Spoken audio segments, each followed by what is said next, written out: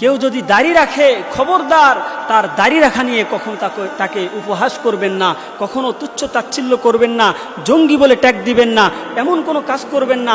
যেই ব্যক্তি দাড়ি রেখেছে, যেই যুবক দাড়ি রেখেছে, সে যে মনে কষ্ট পায় এমন কোনো কাজ করা যাবে না।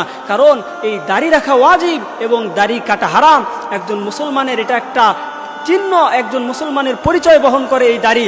সুতরাং এই দাড়ি রাখতে হবে, দাড়ি কাটা হারাম, দাড়ি রাখা ওয়াজিব। বিশ্বনবী সাল্লাল্লাহু আলাইহি ওয়াসাল্লাম বলেছেন, খালিফুল মুশরিকিন, তোমরা মুশরিকদের বিরোধিতা করো, মুশরিকদের বিপরীত করো। কিভাবে? অফিরুল লিহা, তোমরা দাড়িকে লম্বা রাখো। সুতরাং দাড়িকে রাসূলুল্লাহ সাল্লাল্লাহু আলাইহি ওয়াসাল্লাম লম্বা রাখতে বলেছেন, তাই আমরা দাড়িকে কাটবো না।